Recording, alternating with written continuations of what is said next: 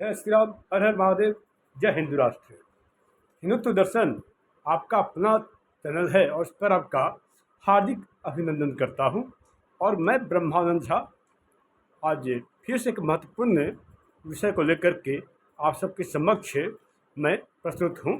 और मित्रों, मैंने अपने पिछले कुछ कड़ियों में एक बात को कहा था, और उस बात को मैंने कहा था कि सनातन हिंदू धर्म का सबसे बड़ा यदि कोई शत्रु था तो वह तथाकथित पंडित जवाहरलाल नेहरू थे।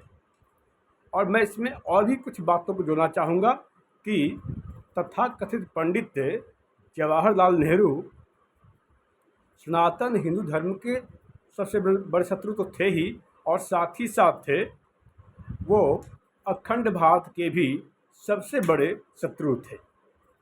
और इस विषय पर ऐसी बात को बोलने के बाद कुछ लोगों का कहना था कि यदि इसमें सच्चाई है तो आप इसे साबित करें, क्योंकि आपने ऐसी बातें कैसे कही।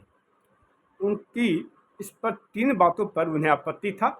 पहला आपत्ति यह था कि आपने पंडित की जगह तथाकथित पंडित क्यों कहा, और दूसरा सनातन हिंदू धर्म का बड़ा शत्रु, और तीसरा यह भी कि आपने अखंड भारत का शत्रु क्यों कहा। तो मित्रों, आज इस विषय पर मैं पूरे प्रमाणों के साथ आप सबके समक्ष प्रस्तुत हूँ, और आप सभी इस बात से सर्वविदित हैं कि जब तक मैं तथ्यों और प्रमाण नहीं होते तब तक मैं आप सबके समक्ष आता नहीं हूँ।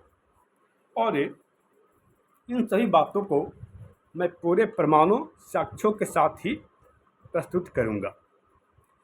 मैं इन अपने शुभ चिंतकों महानुभावों से निम्न पुस्तकों का अध्ययन करने का आग्रह करूँगा, और निम्न पुस्तकों के अध्ययन के साथ साथ मैं उनका निम्न विषयों पर उनका ध्यानाकर्षण करना चाहूँगा। और मेरे द्वारा प्रस्तुत साक्ष्य में निम्न पुस्तकें हैं जिसके आधार पर मैं यह कह रहा हूँ। सर्वप्रथम तो यह है कि पहला, the guilty man of India's partition, यह पुस्तक राम मनोहर लोहिया द्वारा लिखित है। और राम मनोहर लोहिया समाजवादी पार्टी के संस्थापक थे। और मित्रों, राम मनोहर लोहिया वही व्यक्तित्व हैं, महान शख्सियत हैं जिन्होंने समाजवादी पार्टी की स्थापना की।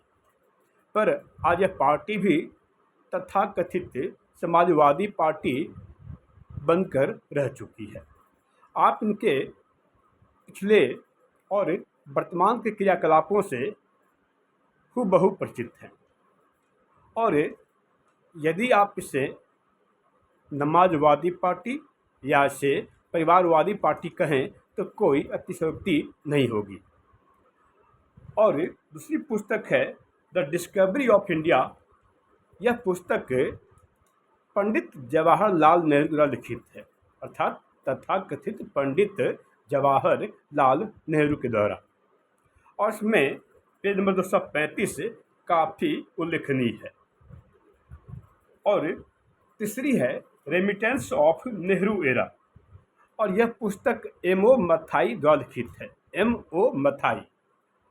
चौथी पुस्तक का नाम है, ये पुस्तक के लेखक हैं R.K. गोयल।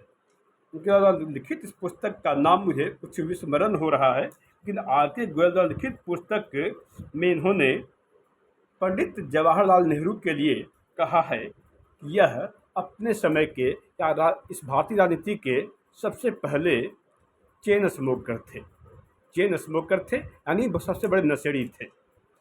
और चौथा, मध्य प्रदेश के राजभवन में सन 1957 ईस्वी से लेकर सन 1965 ईस्वी तक मध्य प्रदेश के तत्कालीन राज्यपाल हरि विनायक पाटस्कर की लिखित पुस्तक। और यह पुस्तक भी काफ़ी उल्लेखनीय है, और इसे साक्ष्यों के रूप में आप मैंने इसे प्रस्तुत किया है। और पांचवी है मेरा जीवन वृत्तांत। यह पुस्तक मोरारजी देसाई द्वारा लिखित है और इसमें पेज नंबर 456 काफ़ी उल्लेखनीय है और इसे नज़रअंदाज नहीं किया जा सकता। और सातवीं पुस्तक है हैंडकफ विथ नेहरू। इस पुस्तक के लेखक हैं के संथानम। और आठवीं एक पुस्तक और भी है और इस पुस्तक के लेखक हैं सुजीत आज़ाद। और सुजीत आज़ाद चंद्रशेखर आज़ाद के भतीजे थे। चंद्रशेखर आज़ाद मतलब चंद्रशेखर तिवारी। और माँ भारती के सच्चे सपूत होने के कारण माँ भारती को आज़ाद कराने के लिए इन्होंने अपना टाइटल के जगह पर चंद्रशेखर आज़ाद कर लिया था। सर्वप्रथम मैं डिस्कवरी ऑफ इंडिया के पृष्ठ संख्या 235 का आप सभी के पास उल्लेख करना चाहता हूँ। पेज नंबर 235 पर तथाकथित पंडित जवाहरलाल नेहरू ने लिखा है कि मोहम्मद गजनवी जो कि गजनी से भारत पर आक्रमण करने आया था और लूटपाट के इरादे से आया था, लूटपाट मचाया था, यह वही मोहम्मद गजनी है जिसने सोमनाथ मंदिर पर आक्रमण किया था और सोमनाथ मंदिर को तोड़ने, तहस नहस करने, छत विक्षत करने का कुकृत्य किया था। और इनके विषय में तथाकथित पंडित जवाहरलाल नेहरू लिखते हैं कि मोहम्मद गजनवी योद्धा की तरह लड़ा और यह मन का बुरा नहीं था।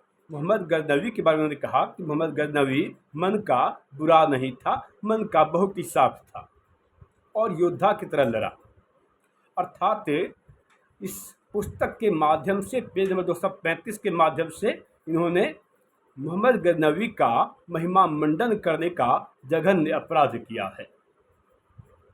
डिस्कवरी ऑफ इंडिया में और भी बातें जो कि काफ़ी आश्चर्य करने वाली बात यह है कि 1857 के आंदोलन को इन्होंने सामंती विद्रोह कहा, जबकि हम सभी इस बात से अच्छी तरह से परिचित हैं कि 1857 का आंदोलन इस माँ भारती भारतवर्ष जम्बूद्वीप के लिए का सर्वप्रथम सबसे पहला स्वतंत्रता संग्राम का युद्ध था। अब आगे बढ़ते हुए इन सभी के द्वारा कहे गए बातों को कि आप इसे प्रमाणित करें, इसके लिए दूसरी पुस्तक है a guilty man of India's partition. जैसा कि मैंने पहले ही आप सभी को बताया कि इस पुस्तक के लेखक हैं राम मनोहर लोहिया, जिन्होंने समाजवादी पार्टी का स्थापना की। यह पुस्तक समाजवादी पार्टी के संस्थापक दिवंगत राम मनोहर लोहिया द्वारा लिखित है। A guilty man of India's partition. स्वर्गीय राम मनोहर लोहिया जिन्हें साफ साफ लिखा है कि भारत के बंटवारे का यदि कोई जिम्मेदार था तो कोई और नहीं, तथाकथित पंडित जवाहरलाल नेहरू था। उन्होंने पंडित जवाहरलाल नेहरू लिखा है, लेकिन मैंने तरफ से तथाकथित पंडित जवाहरलाल नेहरू कहा है। और राम मनोहर लोहिया वही व्यक्तित्व हैं जिन्होंने संसद में तथाकथित पंडित जवाहरलाल नेहरू को कड़ी फटकार लगाई थी कि तुम्हें शर्म नाम की चीज़ है भी या नहीं, कि देश इतना गरीब है और तुम्हारे एक वक्त के खाने की कीमत 13,360 रुपये है, यानी कि एक दिन के खाने की कीमत 40,080 रुपये थी, जबकि देश इतना गरीब था। आप सभी ने एक बात पर और भी गौर किया होगा कि तथाकथित पंडित जवाहरलाल नेहरू अपने कोट पर एक लाल गुलाब का फूल लगाते थे और इस लाल गुलाब के फूल की कीमत 4,000 रुपये थी और यह फूल लंदन से आती थी और देश इतना गरीब था। आर.के. गोयल की लिखित पुस्तक में कि नेहरू सबसे बड़ा नशेड़ी था, शोध से यह साफ प्रमाणित होता है कि यह बात बिल्कुल ही सही है। तथाकथित पंडित जवाहरलाल नेहरू एक दिन में 60 से 70 सिगरेट पी जाया करते थे। जी हाँ, 60 से 70 सिगरेट पी जाया करते थे। यानी इस भारतीय राजनीतिक इतिहास में भारत के सबसे बड़े चेन स्मोकर के रूप में वह थे। और भारतीय राजनीतिक इतिहास में सबसे पहले यदि चेन स्मोकर यदि कोई थे, सबसे पहले यदि कोई चेन स्मोकर थे तो वो तथाकथित पंडित जवाहरलाल नेहरू थे। और शाम को यह गौ मांस का भक्षण भी किया करते थे। इस बात की जानकारी भी मथाई ने द्वारा लिखित अपने पुस्तक में इस बात को लिखा है, प्रस्तुत किया है। इस बात के प्रमाण एमओ मथाई द्वारा लिखित पुस्तक से प्राप्त होती है। यह आप सभी को पता होना चाहिए। जॉन मथाई पंडित जवाहरलाल नेहरू अर्थात तथाकथित पंडित जवाहरलाल नेहरू के सचिव थे। ये कोई और नहीं तथाकथित पंडित जवाहरलाल नेहरू ही थे जिन्होंने सोमनाथ मंदिर के जीर्णोद्धार का विरोध किया था। जी हाँ मित्रों, सोमनाथ मंदिर के जीर्णोद्धार का विरोध किया था। और जब सऊदी अरब के शासक भारत दौरे पर आए तो वाराणसी यात्रा के दौरान सभी मंदिरों को कपड़े से ढकवा दिया गया था। अब बताएं, क्या मैं इन्हें इस तथाकथित पंडित जवाहरलाल नेहरू को सनातन हिंदू धर्म का ससुरा शत्रु न कहूँ तो क्या कहूँ। आज अपने अध्ययन व शोध के क्रम में बहुत ही बड़ी बात का मुझे पता चला, और इस बात का संबंध सोमनाथ मंदिर के जीर्णोद्धार से है। और वो यह है कि वास्तव में सोमनाथ के मंदिर के जीर्णोद्धार के लिए सोमनाथ ट्रस्ट ने पंडित जवाहरलाल नेहरू को ही आमंत्रित किया था। लेकिन इस तथाकथित पंडित जवाहरलाल नेहरू ने सोमनाथ मंदिर के जीर्णोद्धार के आमंत्रण के प्रस्ताव को ठुकरा दिया था।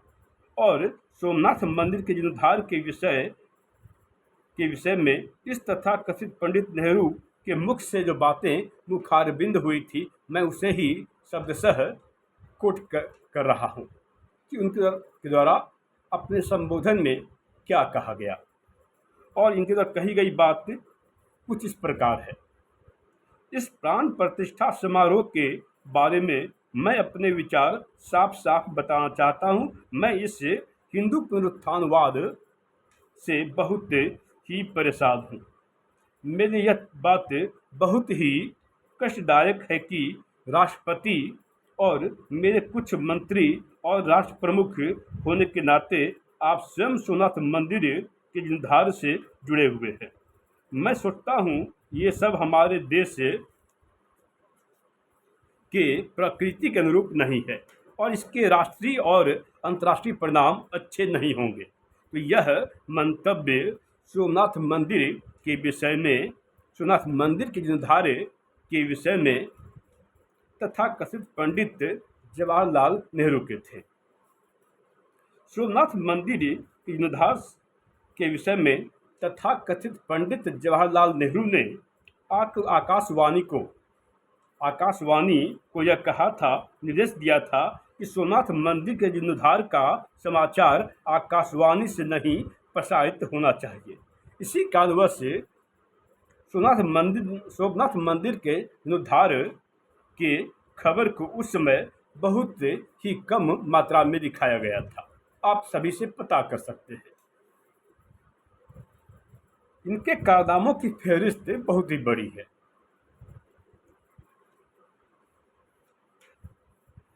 यह वही व्यक्तित्व हैं हमारे पंडित जवाहरलाल नेहरू अर्थात तथाकथित पंडित जवाहरलाल नेहरू। उन्होंने वंदे मातरम को राष्ट्रीय गीत बनाने का विरोध किया था। एक बात का पुरजोर तरीके से गलत प्रचार प्रसार किया गया कि भारत में पहले एम्स की स्थापना तथाकथित पंडित जवाहरलाल नेहरू ने करवाया, जबकि सच तो यह है कि हमारे तथाकथित पंडित जवाहरलाल नेहरू एम्स की स्थापना के विरोध में थे। जी हाँ मित्रों, यही सच है कि यह विरोध में थे। पर यहाँ के बिके हुए पत्रकार, दरबारी पत्रकार, इस बात का प्रचार प्रसार किया कि पंडित नेहरू ने एम्स की स्थापना की, जो कि सरासर गलत है। वास्तव में भारत में पहली एम्स की स्थापना का श्रेय राजकुमारी अमृत कौर अहलुवालिया को जाता है। राजकुमारी अमृत कौर अहलुवालिया ने अपनी 100 एकड़ की, जी हाँ 100 एकड़ की जमीन को बेचकर खुद के पैसों से एम्स का निर्माण करवाया था। आज जो वक्फ बोर्ड इस भारतवर्ष के लिए, इस माँ भारती के लिए सरदर्द बना हुआ है, नासुर बना हुआ है, बन चुका है, इस वक्फ बोर्ड को बनाने वाले भी हमारे तथाकथित पंडित जवाहरलाल नेहरू ही थे। और यह भारत में तीसरा सबसे बड़ा जमीन अधिग्रहण करने वाला है। सर्वप्रथम हमारे स्थान पर रेलवे है, जो हमारे लिए गर्व का विषय है। दूसरे स्थान पर हमारा डिफेंस अर्थात हमारी भारतीय सेना, हिंद की सेना है। और तीसरे स्थान पर वक्फ बोर्ड। और वक्फ एक्ट को तत्काल प्रभाव से निरस्त किया जाना चाहिए, क्योंकि यह इस भारतवर्ष और भारतीयों के हित में है। इस तथाकथित पंडित जवाहरलाल नेहरू परिवार की असलियत आप इस बात से भी जान सकते हैं कि पंडित जवाहरलाल नेहरू सन 1959 ईस्वी में 1959 ईस्वी में बाबर की मजार पर यानी बाग-ए बाबर गए थे, बाग-ए बाबर। और इसके बाद हमारी तथाकथित लेडी आयरन श्रीमती इंदिरा 1968 में गई थी। और वर्तमान हमारे दत्तात्रेय गोत्र वाले राहुल गांधी उर्फ राहुल विंची सन 2005 ईस्वी में बाग-ए बाबर अर्थात बाबर के मजार पर गए थे। और बाग-ए बाबर का मजार काबुल में है। मित्रों, इस एक बात यहाँ पर जानने वाली है कि बाबर को पहली बार आगरा के आराम बाग में दफनाया गया था, क्योंकि बाबर भारत और भारतीयों से बहुत ही नफरत करता था और भारतीयों के बारे में अनाप शनाप लिखा करता था, बोला करता था, कहा करता था। लेकिन इनके वसीयत के मुताबिक इन्हें बाद में काबुल में दफनाया गया। तो कभी प्रश्न भी आता है, हमारे इतिहास के विद्यार्थी, इतिहास के शिक्षक भी इस बात से परिचित होंगे कि बाबर को 2 बार दफनाया गया था। पहली बार आगरा के आराम बाग में दफनाया गया था और दूसरी बार उन्हें काबुल में दफनाया गया था। और काबुल में जहाँ पर दफनाया गया था इसे ही बाग-ए बाबर के नाम से जाना जाता है, अर्थात बाबर का मजार। हम सभी जानते हैं कि सन 1948 ईस्वी में 30 जनवरी 1948 ईस्वी में शाम 5:17 पर तथाकथित महात्मा गांधी की हत्या हुई थी। लेकिन अगर यदि इसे निष्पक्षता से सत्य में आप कहें तो यह उन्होंने इस तथाकथित महात्मा गांधी का वध हुआ था, क्योंकि हमारे इस भारतीय इतिहास में तथाकथितों ने बहुत कुछ किया है जो हम सबके सामने आया नहीं है। इनकी मृत्यु के 25 दिन पहले यानी 5 जनवरी 1948 ईस्वी में महात्मा गांधी की हत्या से पहले तथाकथित पंडित जवाहरलाल नेहरू ने सभी राज्यों के मुख्यमंत्रियों को एक पत्र लिखा था कि मुस्लिम लीग की बैठकों से दंगे होने की संभावना है, लेकिन मैं इसे खतरनाक नहीं मानता। और हाँ, हिंदू और सिख सांप्रदायिकता खतरनाक मोड़ ले रहे हैं। अतः आप सभी राष्ट्रीय स्वयंसेवक संघ पर रोक क्यों नहीं लगाते?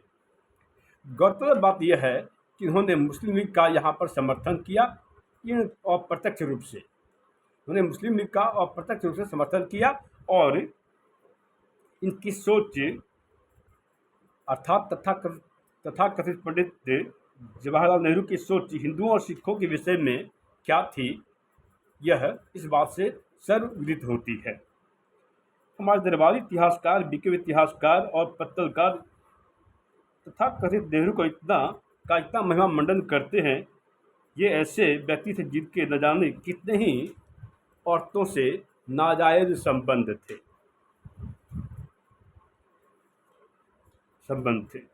और खासकर माउंटबेटन की पत्नी एडविना माउंटबेटन के साथ थे। और यदि यह कहा जाए कि यह भारतीय राजनीति में पहले ऐसे राजनेता थे जो हनी ट्रैप के शिकार हुए थे और यही मुख्य रूप से भारत के बंटवारे का सबसे बड़ा कारण बना। इनके ऐसे कुकृत्यों के कारण ही इनकी सुपुत्री श्रीमती इंदिरा गांधी न तो इनसे बात करती थी और न ही इनसे मिलने आती थी। सिर्फ अंतिम वक्त में जब इनका देहावसान हुआ तो श्रीमती इंदिरा गांधी इन्हें देखने आई थी, मिलने आई थी। इनकी मौत का सच भी छुपाया जा रहा है। इनकी मौत वास्तव में एसटीडी नामक बीमारी के से सड़कर हुआ था। जहाँ एसटीडी का फुल फॉर्म है सेक्सुअल ट्रांसमिटेड डिजीज। एसटीडी का फुल फॉर्म है सेक्सुअल ट्रांसमिटेड डिजीज से इनकी मृत्यु हुई थी। और इनकी मौत का सच तो इनकी मृत्यु एड्स से सड़कर हुआ था। मैं आप सभी को पहले ही बता चुका हूं कि ये एक चेन स्मोकर भी थे और एक दिन में 60-70 सिगरेट पी जाते थे। तथाकथित पंडित नेहरू की सिगरेट को लाने के लिए एयर इंडिया प्लेन का प्रयोग होता था और इन्हें एडविना माउंटबेटन की मौत का बहुत ही दुख था। जो एडविना कभी भारत के संसद की कभी सदस्य नहीं रही, भारत की संसद की कभी सदस्य नहीं रही और जो अंग्रेजी ब्रिटिश अधिकारी माउंटबेटन की पत्नी थी। तथाकथित पंडित जवाहरलाल नेहरू और एडविना के बीच कैसा और किस हद तक संबंध था के प्रमाण हेतु रेमिटेंस ऑफ नेहरू एरा से प्राप्त होता है। यह पुस्तक एमओ मथाई द्वारा लिखित है। यानी तथाकथित पंडित नेहरू और एडविना माउंटबेटन के बीच बहुत ही मधुर संबंध थे। अब मधुर संबंध से आप सभी जान सकते हैं वास्तव में इसका क्या मतलब है। एडविना माउंटबेटन के निधन पर इन्होंने संसद में 2 मिनट का मौन रखवाया था। ये दरबारी इतिहासकारों पत्तलकारों ने चाचा की उपाधि से अलंकृत किया था कि कारनामों से तो बारंबार ऐसा होता था कि भारत के चीफ प्रतिद्वंदियों को उससे फायदा होता था और भारत का बारंबार अहित होता था। और आने वाले विषय में मैं इसे और भी वॉल्यूम 2 के रूप में प्रस्तुत करूँगा। तब तक के लिए जय श्री राम, हर हर महादेव, जय हिंद राष्ट्र।